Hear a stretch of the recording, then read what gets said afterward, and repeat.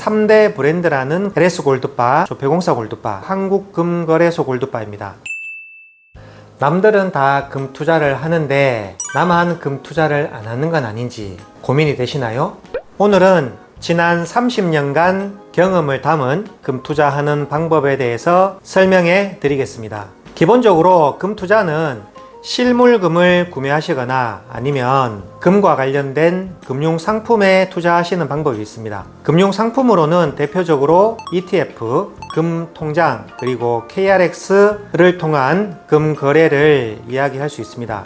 실물금을 투자를 하기 위해서는 금값이 장기적으로 우상향한다라는 확실한 믿음이 있어야 됩니다. 지난 과거 20년, 30년 동안 금값은 꾸준하게 우상향하는 그래프를 항상 보여줬습니다. 글로벌 금융위기 또는 코로나 바이러스 같은 큰 이슈가 있을 때는 금값이 많이 오르고, 그렇지 않을 때는 조금씩 조정을 받다가 다시 회복을 해서 우상향하는 그런 모습을 보였습니다. 그러면 금 투자는 어떻게 하는 것이 좋을까요? 많은 회사들에서 판매하는 골드바 중에 흔히 말하는 3대 브랜드라는 골드바가 있습니다. LS 골드바, 조폐공사 골드바, 그리고 한국금거래소 골드바입니다. 이 3개 회사의 골드바는 부가세를 주지 않고서는 구매가 불가능하고 일반 골드바보다 순도가 훨씬 더 높다라고 판단이 됩니다. 시중에 49이라고 찍어 놓은 주물금 아니면 골드바도 실질적으로 성분 분석을 해보면 49에서 약간 미달되는 경향도 없지 않아 있는 것 같습니다. 금에 대해 잘 모르는 소비자분들은 무엇보다도 확실한 순도와 확실한 중량이 보장되는 브랜드 골드바 구매도 괜찮은 선택이라고 생각이 됩니다. 골드바를 투자하시는 분도 계시지만 금이 너무 좋아서 착용하는 금을 좋아하는 분도 계실 겁니다. 이런 분들의 경우는 착용하는 금을 구매하시는 것도 좋은 방법이라고 생각이 됩니다. 순금도 여러 가지 종류가 있는데 99.9%인지 99.5%인지를 반드시 확인하고 구매하시는 게 좋습니다. 아마 돈당 금액이 몇천 원 정도 더 비쌀 겁니다. 골드바가 본격적으로 생산되기 전에 과거에는 주물금들이 많이 있었습니다. 그때는 주물금이 대세이던 시절이 있었는데 지금은 골드바가 대세인 시대가 된 것 같습니다.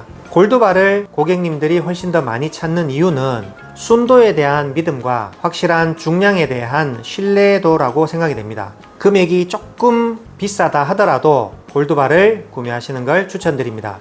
주물금은 어떤 곳에서 이 주물금이 만들어졌는지 제조사에 대한 언급과 불순물이 들어갔는지 들어가지 않았는지에 대한 확실한 체크를 하기 좀 어려운 한계점은 반드시 있다고 봅니다. 그렇게 본다면 장기적으로 금 투자를 하실 계획이라면 주물금보다는 골드바를 구매하시는 게 더 좋다고 생각이 됩니다.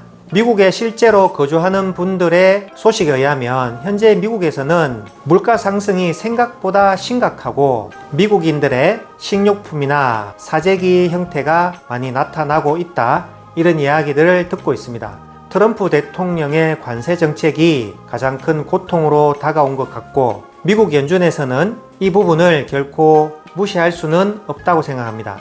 많은 글로벌 투자 기관들에서 올해 금값을 트로이 온스당 3,200불에서 3,500불 그리고 4,000불까지 전망을 했었습니다. 현재는 역사적인 신기록 3,500불을 찍고 다시 하방 압력을 받고 3,350불까지 내려갔는데 4월 22일 날 3,500불을 찍을 당시에 중국 상하이 금거래소와 상하이 선물 금거래소에서 금 보유량을 120만 톤 늘리고자 하는 그러한 액션 때문에 금값이 역사상 사상 최고치인 3,500불이라는 기록을 갱신한 것 같습니다. 이런 상황에서 금값이 4,000불, 5,000불 또는 더 많이 올라갈 수 있는 여지들은 충분히 있는 것 같고 종이돈, 화폐를 가지고 있는 것보다는 일정 부분을 금으로 투자를 하시는 것은 앞으로 다가올 우리나라의 CBDC와도 상당한 연관성이 있어 보입니다.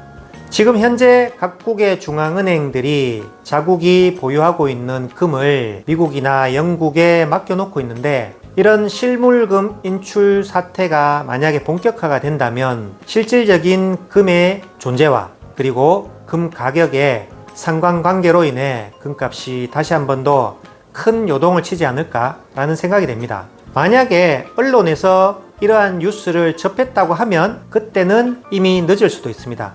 먼저 사놓고 기다리는 그러한 전략이 금 투자에는 반드시 필요하지 않나 라고 생각이 됩니다. 최근에는 금을 사시는 분보다 금을 팔러 오시는 분들이 더 많은 것은 사실입니다. 금을 가지고 투자를 목적으로 하신다면 추후에 상속과 증여 이런 부분에 있어서도 금이 정말 유용하게 활용이 될 것이라고 생각이 됩니다. 5월달 그리고 다음 달 6월달에 금값은 다시 한 번 더 3,500불의 벽을 넘을 수 있을지 여러분들은 어떻게 생각하십니까? 여러분들의 생각을 댓글로 남겨주십시오. 금남일의 골드 인사이트